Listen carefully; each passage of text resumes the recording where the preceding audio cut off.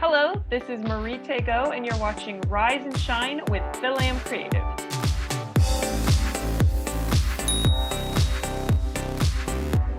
Good morning, good morning, good morning. It's time for season 2 of Rise and Shine. So here they are. It's Ed and Rex and Ronnie. Season 2, Rise and Shine. Season 2, Rise and Shine. Oh my gosh, guys. Welcome back. Catchphrase Rex. Welcome That is back. my catchphrase. Yes. Welcome back, guys. We are back in the boxes. We're back in the Zoom boxes. The Zoom boxes. Yes. Oh my gosh. We're back in the depths of October now. A couple noteworthy things to talk about now that we're back in the Zoom squares in the depths of October is happy FilAm History Month, fellow FilAm guys, Ed and Rex.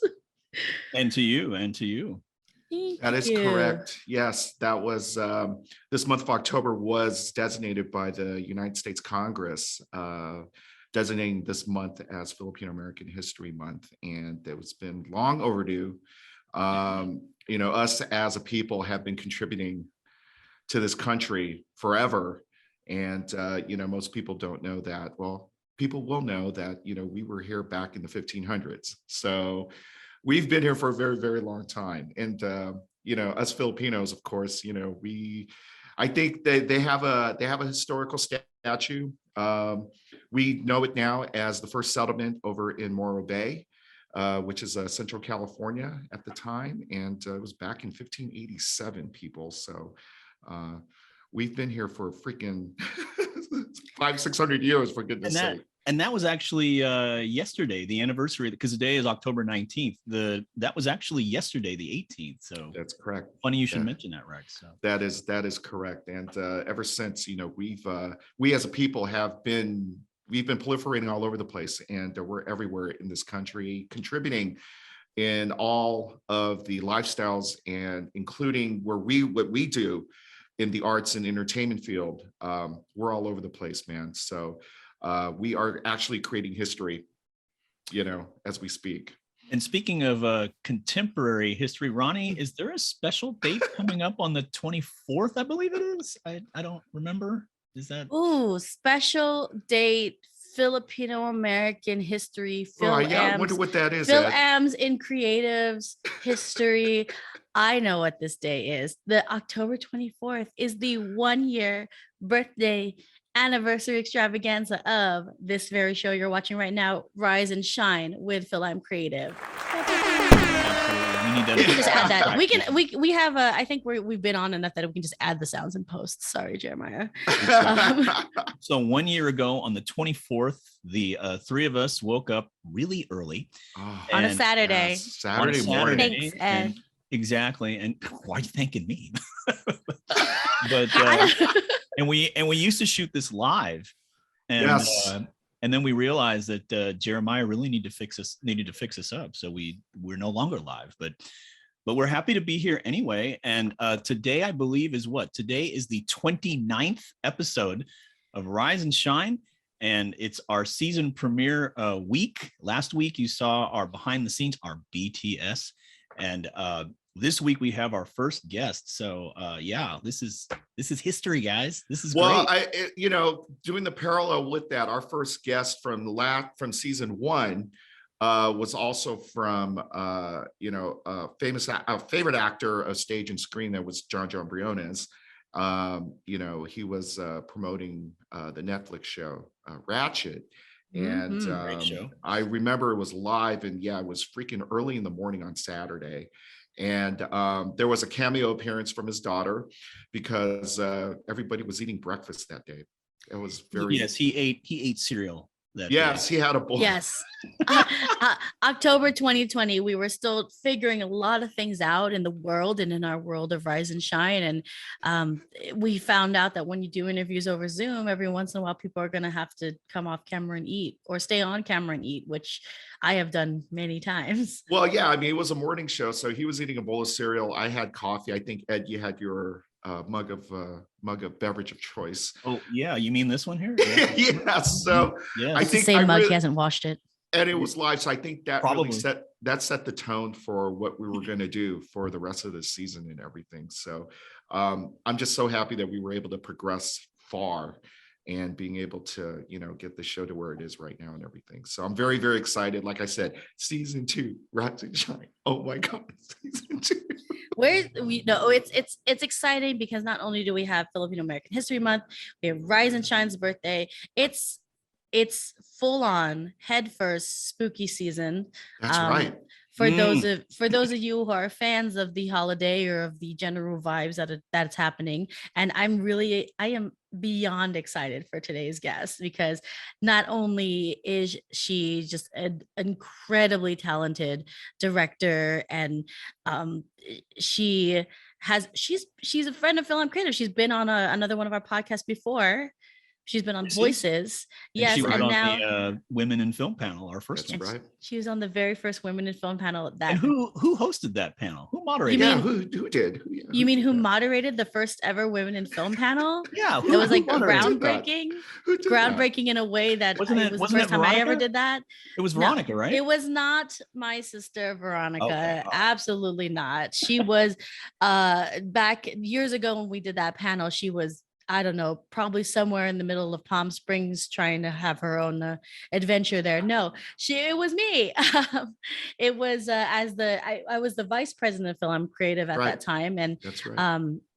and Charles You did Gray so well, we promoted you. was the president. Oh yes, I did. Apparently, I did so well. Because I of got that, promoted. yes, because of that, you got the Charles is promotion. out of here. Yeah. Who? No. I love you, Charles. It's been, it's been really awesome to like see everyone's career grow and to see what projects people are on now. And I bring up spooky season because our director directed we got a genre film today, guys. We got Nice. we are deep in there. So before I get too freaked out, I will let you guys carry on and get into all the gritty details. So All right. take it away, Ed and Rex. Well, See you thank on you, the other Ronnie. side. Awesome. Thank you. All right. Well, Rex, we're here with our first guest of, what is it again, Rex? Season 2. Rise and Shine. Season 2. All right. Well, our first guest of the season, we are so excited that she is on. And, I thought of ways that I could introduce her, but the best way I can introduce her is that she's got a film that you can watch right now on Amazon Prime. And who does not have Amazon Prime? This is not a commercial for Amazon Prime, but I mean, everyone has the boxes. So, I'm sure you all do. Go on Amazon Prime, check this out. She's going to talk about it in just a second. But this film that she's going to talk about was shot in my favorite city in the whole world, New Orleans. And we are so happy that she's our first guest for season 2. Ladies and gentlemen, give it up for filmmaker Maritte Go. Welcome to Rise and Shine. Welcome. Thanks, guys. Thank you for having me. Yes. And welcome. Your film has been all over the place. Black as Night, which you can catch on Amazon Prime, Black as Night. And for the few people out there, Marty, who do not know what your film is about, and I always say this, what's the matter with you? But if you haven't watched this film yet, Marty, can you talk a little bit about the background of Black as Night and give us a brief synopsis? Yep. Well, it's about a teenage girl named Shauna whose mother is murdered by vampires. And with her friends, she goes and takes vengeance on the death of her mother and really goes and kicks some vampire ass. Amen. Wow. It's a great film. I was telling Rex and Ronnie that I wasn't going to watch it until I went out and bought popcorn. And so I actually was eating my popcorn, my kettle corn, and watching it. So the big question I have, we can talk about a lot of the themes it has, but what drew you to shooting in New Orleans? What drew you to this project? Because it obviously takes place in a favorite place of mine, a favorite place of a lot of people. But what drew you to New Orleans and shooting this particular project? Yeah, so just like you, I love New Orleans. Like that, if I could live anywhere else in this country, that's where I'd want to be. Like I want to have a house there. Amen. But the way that I got involved with the project was I was pitching another movie to Amazon at the time, something I had been developing and writing. And they, after I pitched it, they're like, "Oh, well, we're not going to buy it, but we're looking for directors on this series of films that we're going to be making very soon." And I was like, "Okay, what is it?" And they pitched me like the log line. They said we're shooting in New Orleans. They said it was about vampires. I read the script. First of all, I'm obsessed with horror. I love it. I've always been obsessed with just like watching horror, analyzing it, trying to figure out how to make it. And so this was really a no-brainer for me. They said that they were making it with Blumhouse. That was also one of my biggest dreams, is to make a horror film Yeah. with Blumhouse. And it's about a young woman of color going to beat vampires. I mean, that's all of these things are like, it was so easy to like be like, yes, yes, yes, I want to do it. I pitched on the movie and they loved my pitch apparently, and hired me. It was a very, very fast process. I pitched, and like the next week they're like, "You got it. We're gonna go fly you to New Orleans, start the movie." I'm like, "Oh my God." It was a whirlwind. Yeah, that's usually how projects kind of get going. I mean, once it goes and stuff, it's all the puzzle pieces in place. I mean, my thing is when I saw, I mean, as we're all in the industry and everything, when I saw Blumhouse Productions being attached to it, I'm like, Yeah. oh my God, Jason Blumhouse. Oh my God, I mean that's a very reputable. I mean, just the stuff that they've been churning out through their production company has been amazing. And for Yes. you, I mean, did you get a chance to meet with Jason or with, Yes. So all of his execs are, producers on the movie. And we did a lot of note sessions with everybody who works for him, but also Yeah. during, all the interviews and stuff, we're doing, co-interviews. We've done podcasts together. And Wow. yeah, it's very intense to, dream of something and then it like comes true and you're like, "Oh, is this real?" Like he just said my name and has That's like it. worked on the movie and like watched it, and like it's really weird. It's very, very, very weird. I mean, yeah, for those people, audience who don't know, I mean, Blumhouse Productions has just they've been churning out a lot of this horror, very supernatural alternate reality kind of stuff, and it's all over the movies, theaters and stuff. And for you, Marty, for be attached to that production company, I mean, that must have been a dream come true for you. Oh my gosh, so much. Yeah, I mean, they're making the best horror films like Get Out, Conjuring, Yep. Insidious, like Yes. the biggest horror films. So it's really it's honestly crazy, and I have to pinch myself every day to be like, "Is this real? This is real, I guess. This is life." Okay, cool. Absolutely. Just roll with it. Just Yeah. roll with it. You just have to roll with it.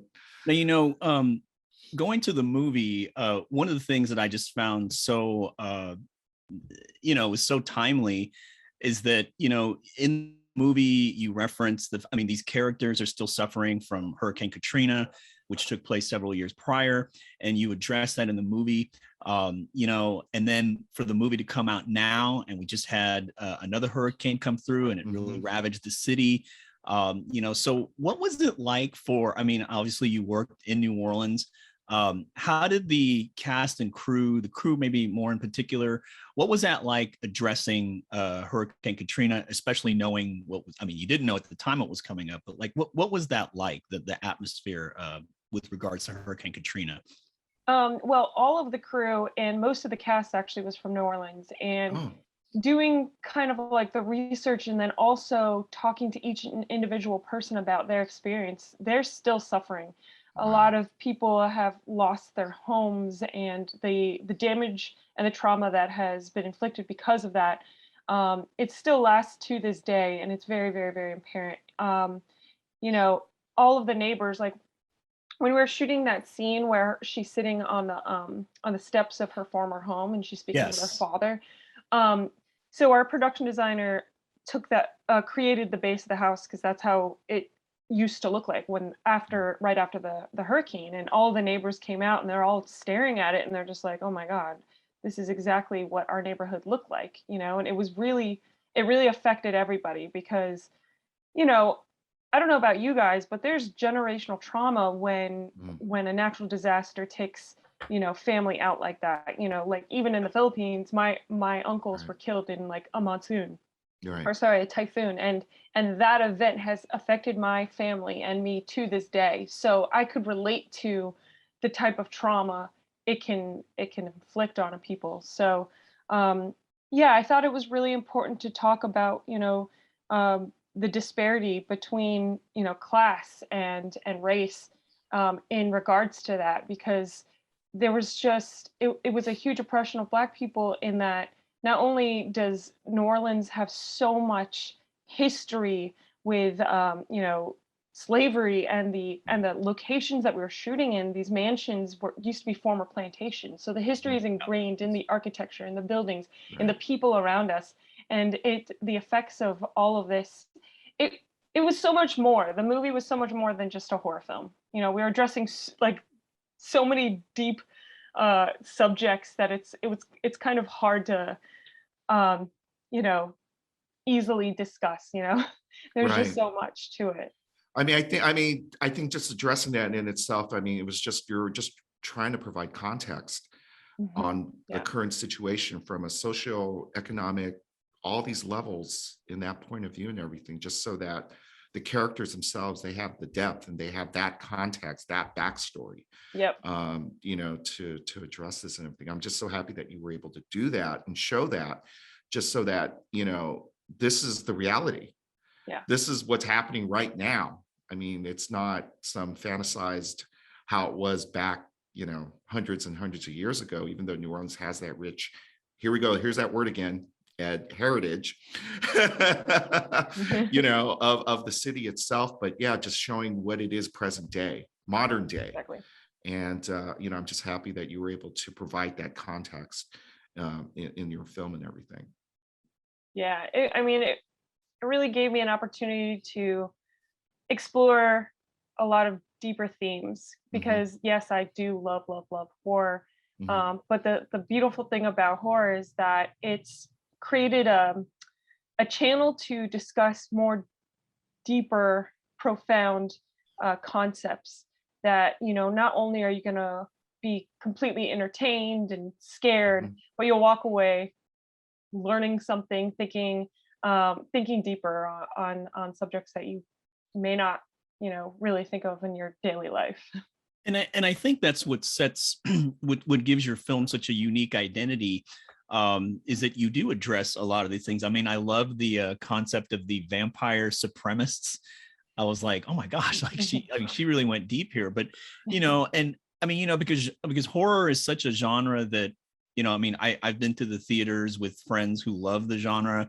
And you know, sometimes it's annoying because like they'll be sitting there eating popcorn and they don't want to get scared because they're like, oh, she's going to get attacked here. Oh, this guy's Yeah, going to come yeah. out with a knife here. And like, you know, they're like talking to the screen and they're upset that, oh, this is so predictable. Come on, give me something good. So like, you know, the fact that you tackled that, you know, like you said, you threw in something that, you know, people could learn about, that people could, you know, because I do think that the genre is something that it, you know, there's a certain amount of expectation that people have within it. But for you to have put together something where you could also, you know, give a cautionary tale, talk about something that is relevant and happened, and then just the fact that, you know, Hurricane Ida just happened, Yeah. it just adds to the timeliness but yet timelessness of your project. Awesome. Yeah, Sherman Payne wrote it. There's so much personal pain within it, and you know, being Wow. able to kind of deliver his message and deliver his script was, you know, it was amazing to kind of get his point of view and perspective on it. Right. You know, I'm not an African American, and so um, it's different for me to express this movie and put it on its feet. But I didn't want to get in the way of that. You know, I really wanted to kind of um, lift his message up and lift his script and give everything that I could to be able to tell this story the way it deserves to be told. So yeah, hopefully it came through, and I'm just lucky to have this opportunity. I mean, yeah, I mean, I just a general kind of like a production type of question. I mean, I'm sure that we're still in the pandemic and everything. Did that have a major role when you were doing principal photography? Yeah. So we shot half of the movie, and we were like on a night shoot Oh, wow. right in the middle of the movie. They shut the whole world down. Oh my People started gosh. panicking on set. I don't know if you guys remember the moments, but like everybody was posting on social media like, "Oh my God, the world's gonna end." They're like showing videos of people like having like seizures and stuff. I remember the makeup department being like, "Do you see this? COVID." And I'm like, What are you talking? We're making a movie. I can't think about it right now." Exactly. Oh my So And God. then when then was the when did you shoot the movie? it was in April. Or was Okay. it March? It was either March or April. It was Whoa. literally like right during COVID. So Yeah. somebody on the set had a cold. It sent like shockwaves. Everyone's like, "Oh my God, what if they have COVID? What if they have COVID?" And then like they shut the production down because somebody had a cold, but also because of everything that was happening. And they're like, "Okay, well, we've got to send that person to the hospital. We'll see what happens." Goes to the hospital, does not have COVID, only a cold. But they're like, "You know what? The world's shut down." And I'm like, What are you talking about? I'm shooting a movie. What? Yeah.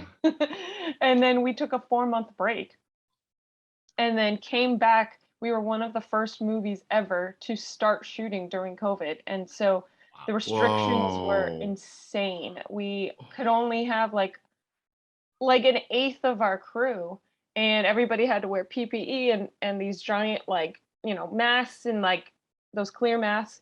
And we're Mhm. shooting a vampire movie, so like people could not touch or bite or kiss or cough, which is like everything Which is is a horror movie. Which is which is just, essential, yeah, right? essential to this story.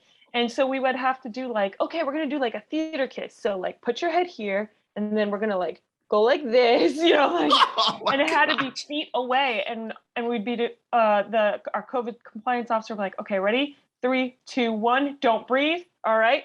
Angle your head, guys. All right. All right. Angle, you're biting. Okay, and stop. All right. So like we had to do so much to like they were wearing masks, and we had to like take out with VFX all of their masks. It was, oh my God, it was so hard. Gosh. With And we with didn't get extra days. We didn't get extra hours. We had the same amount of days, oh, just Jason. less time because of all these regulations. And then we started Oh, shooting when the raining season started. It was like yeah. lightning. My hotel got hit by lightning. Oh my It was just like, God. it was crazy. It was very, very, very hard to Is finish it. there you talk about the restrictions you had. I mean, without giving anything away in the movie, like, I mean, is there anything you wish you could have done that Yeah, you I weren't able to mean, do? I think every artist probably feels that way, that they could have done so much more, but Uh-huh. there's a lot of scenes that we had to cut because of these Mm. restrictions. There's a lot. I had so much more of a fight scene, like so much more. But you know what? I am lucky to work during COVID, to be able to fulfill my dream during COVID. Like, I can't complain, honestly. And all I can say is I did my best, and we all did. But of course, like, I wish we could have shot all those scenes, but we just didn't have the time, the budget, or anything. Wow. So it Well, is I what it is. think your best was darn good enough, because I mean, I personally loved the movie. I appreciate that. Looking at the materials you sent us, it looks like you're currently prepping to direct a musical for Miramax. Yeah. You want to tell us a little bit about what you're now up to? What's coming up next? Yes. Well, I can't say the title yet because they Sure. do their own release, but it's for Miramax. It's a musical. Um, I've been prepping for like 4 months, Oh, but wow.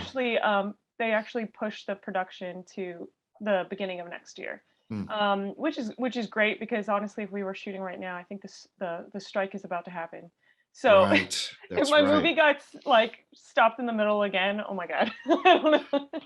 Well, at least That you would have be experience in awful. stoppage, as they say. That's Old hand at very this, true. yeah. That's very true. But like during this time, I've been able to, do a lot of revisions on the script, and work on, with the music producers, creating the music for it. It's so fun. It's honestly, again, another like ticking off of my dreams. Like I've always was like, I made like a list when I was 14. I was like, I want to make horror films. I want to do anthology horror. I want to do musicals. I want to do a dance movie. And like, it's just like literally like ticking it off, which is, oh my God. I'm very blessed and lucky to have these opportunities. Yeah, and again, with another heritage, again, there's that word, Ed, heritage, a heritage type of studio like Miramax. I mean, again, a long history of historical films and Yes. iconic films. And again, for you, Marty, to be attached to Miramax, it's like, again, for us industry people who should know about this kind of stuff, I mean, congratulations again, just Thank being you. attached. It's so unreal. Like I walk in the hallways and I see all the posters and it's like Good Will Hunting, Yeah. Kill Bill, Kill Bill. Exactly. Dogs, like these Yeah. huge movies. I'm like, what Marty's am I doing movie. here? What am I doing here? So You're it's making really cool. history. That's what Exactly. you're You're doing. making history, Marty. So I We're mean, in Filipino again, American History Month, and we have Yes. someone making history. So Yes. oh my gosh. Well, we can't wait to see that musical. As they say in the industry, the working title, the unnamed working title of the musical that you cannot say, but we cannot wait to see it. I mean, the best to you. Gosh, I think 2022 is going to be a very busy year for you. Yes. I hope so. In the meantime, I'm writing another movie, which is going to be a Filipino story. It's basically my story growing Oh, up. So awesome. I hope to. I finished the first draft yesterday. Oh my gosh. So Yes. after this Yes. musical, I want to make, it's a dance movie and it's Okay. about my life. So I would love to make that next. Okay. I think Ed, either you and I might just have to make a call to Jennifer Lopez then. It's a dance movie, right? Yes. Okay. And you'll have more reason to come back on Rise and Shine for season 3 and 4 and 5 and That tell would us be about awesome. That would be your awesome. project. All right. Well, for those of you who just joined us, I don't know how that works. You just joined us in YouTube, but if you just joined us, we're sitting here with Maritte Go, and we're talking about her great film. And we hope that you will watch it as well on Amazon Prime. Before we cut to a little break, Marty, can you tell us a little bit about where we can find you online? Yes, you can find me on my Instagram at Maritte Go. I just signed up for Twitter. I don't even know what it is. Okay. Like, I think it's like Moody Tang or something. I really don't know. Oh, okay. But We have Twitter and we don't even use it. So yeah. And then my Facebook is just my name, Maritte Go. That's where you can find. Yeah. Awesome. All right. Well, we're here with Maritte Go, and it is Rise and Shine season 2. We're happy to have you here, and we're going to come back with everybody's favorite segment, the debut of season 2's favorite segment, 13 Things. All right, people, we are back. Rise and Shine season 2 premiere. Yes, thank you, Ed, for the cheerleading. I feel like we're on Bring It On or something like that. This is a cheerocracy. Yes, it's a cheerocracy. That's all right. That's okay. You're going to pump our gas someday. This is our favorite segment of the show called 13 Things, where we ask the guest their favorite things, where we ask them for quick answers. And so we want to introduce our current guest. So guest, please introduce yourself and what you do. Hello, my name is Maritte Go, but everyone can call me Marty, and I am a director. And here we go, Ed, Act 1. Okay. Well, let's get to know you a little bit, Marty. You are a director. Can you recommend for us your 4 favorite directors? Yes. Darren Aronofsky, Guillermo del Toro, Alejandro Iñárritu, and Sam Raimi. Love it. If you weren't making movies, what would you be doing instead? I would be a hypnotist. Hmm. I know it's weird, but I'm kind of obsessed with it. Interesting. Oh, it's all good. It's all good. If you could run a nonprofit, what type of cause would it benefit? Children in the arts. Excellent. What's something peculiar that a lot of people do not know about you? Oof. I love to listen to podcasts and stories and read tons of books on near-death experiences. Whoa. Love it. What is the most beautiful place that you have ever seen? Oof. There's this amazing resort called the Cuckoo's Nest in the Philippines in Negros Oriental. That's the most beautiful place I've ever seen. You just kind of bled into the next question, so I don't even need to ask it because it was going to be what's your favorite place in the Philippines? That All is right. my favorite place. There you go. All right. So I'm going to give you some locations. And if you could just tell us what your favorite thing is to do in these locations. All right. Okay. Outdoors, Hiking. in your living room, Yoga. in the Philippines. Eat. Good answer. On a vacation. On a vacation. Go on adventures. Online. Watch YouTube. Okay. And this is a PG rated show. In your bedroom. Sleep. All right. I'm turning it over to my buddy Rex. All right, here we go. Now we're getting to the serious stuff now, Marty. So you got to tell us, what are your 4 favorite food or types of food you got to have? Okay. Sushi. I love sushi. Spaghetti, adobo, and lumpia. I don't know, Ed, maybe spaghetti adobo? I don't know. They go together, right? They go together. Oh. So tell us, Marty, family recipes. Which family recipe of yours is better than mine? Chili. Oh, interesting. Definitely. Can I ask a side question? With beans or without beans? Beans. I love beans. You put beans in the chili. I do. Okay. I know this is like a big Texas no-no, but I love beans. So. I think we might have a future Rise and Shine episode on chili and the chili debate. Yes. Kitchen Cucina, whatever it is. Culinary Cucina. Let's do a chili tasting. We'll do like a contest. Everybody makes their own chili, and we'll just like compete because I would love to do that. Marty is coming back. To Marty's Rise and coming Shine. back. I'm going to make a note of that. Yes, that's a very good thing. Okay, now we're still, again, more serious stuff here. Okay, you can only have one, Marty. Corned beef, Spam, or Vienna sausage? Ooh, Spam. Balut, yes or no? Yes. Really? While I'm drunk. Oh, there's a caveat there. Okay, exactly. there's a caveat there. Tell us your favorite Filipino dessert. Ooh, ube cheesecake. Oh my gosh. Oh, have you had that? Oh my god. Here we go. Your favorite non-Filipino dessert. Oreo cheesecake. Okay. Cheesecake kind of day. Yes. If you have one, do you have your favorite boba drink? Taro. Okay. Maybe your favorite chocolate? Milk chocolate with nuts. Okay. Favorite fruit?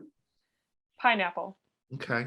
And you did allude to this earlier with your bulletin. Now you could now tell us your favorite alcoholic beverage. Oh, Japanese whiskey, Suntory.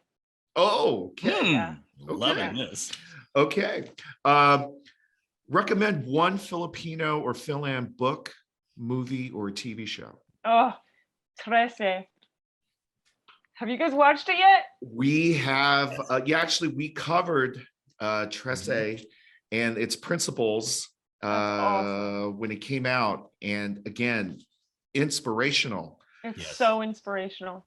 I was like crying while watching it. I'm like, this is amazing. We were very fortunate to get both guests from here and also the creators in the Philippines to come on this. Just amazing, amazing people. An amazing, amazing project. Yeah. Let's play Mahjong. How good are you? You know, I've only played 3 times, but I've won twice. So yes. All right, here we go, Ed. not bad. Love it. Here we go, Ed. We might have a Mahjong tournament. I'm excited. Here. Mahjong and chili. There you go. Here we go. Have you ever been stood up on a date? No. And have you ever dumped someone? Yes, many times, unfortunately. Okay, and the last thing, this is up to you, discretion. Look directly into the camera and say one sentence to your haters out there. What have you done in your life? Drop the mic! Drop the mic! Drop the mic! Love it. Love it.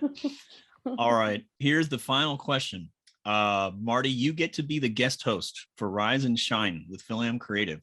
What Filipino or Asian guest would you want to interview, dead or alive, and why? I'm going to say Bruce Lee. I think he has achieved so much greatness. I would honestly, I mean, his story, he's a legend and he's going to live on forever, but I would just love to interview him, talk about his mentality of getting to where he is and how, like, just how he thinks. I would love to just completely hear his life story from him. Awesome.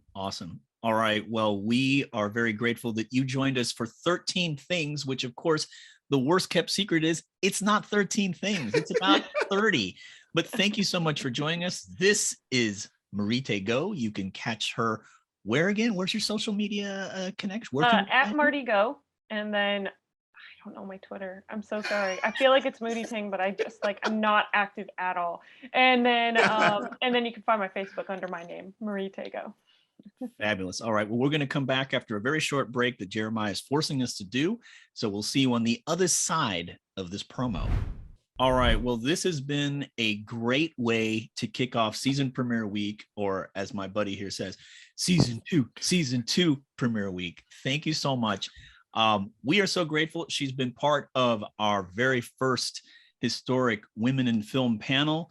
She's been part of our previous podcast, Voices. Yeah. She's three-peating with us today. I'm not paying you, Pat Riley, for saying that, but we're so happy that Maritte Go is here. One more time, Maritte, can you share with us where we can find you on social media and where we can find your film? Yes, you can find me at Maritte Go on Instagram. I believe it's Moody Tang on Twitter. And you can just search my name on Facebook, Maritte Go, and I'm there. And you can find my latest movie, Black as Night, on Amazon Prime. Fantastic. All right. Well, this has been a fantastic first guest, a historic day in Filipino American History Month. So, on behalf of my good friend, Rex, my good friend, Ronnie, we're going to put a bow on this. Thank you so much for watching us for season... Welcome to October. Oh man, friends, family, we were almost there, loved ones. We were almost there. Fall. It's fall. The leaves are dropping, and we're celebrating one of the most important things.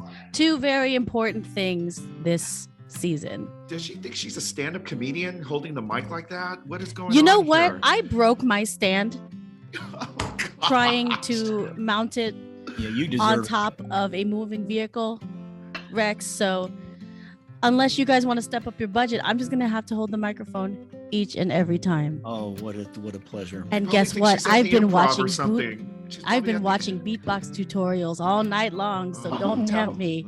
Oh God, please don't. No. So I heard through the walls of my house that we were doing a season 2 of this show that I've yet to learn the name of. And I just wanted to come by and read some credits and collect my check and, you know, there's no money. And tell you guys that while we're deep in FilAm History Month, I just want to give credit to all the wonderful FilAm women, just the women, who have made history then, now, and future history. So Maritte Go, director extraordinaire, who has made films back then, right now, and in the future. Check her out. Delete every other account that you follow and only follow her. So while we're here, let's get some credits going, shall we? Alrighty.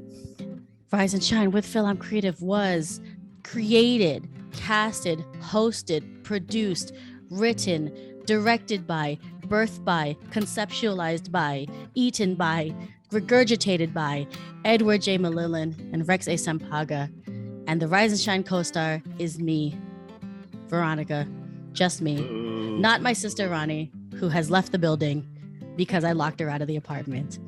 And that's, I guess, all you need to know, people. I'm the only relevant person on the show, and we can go on, get our spooky on, get our FilAm history on. I'm gonna eat my weight in lumpia and harass the people at Jollibee until they bring back the longanisa slider. So That's my gosh. Saturday. I'll see y'all later.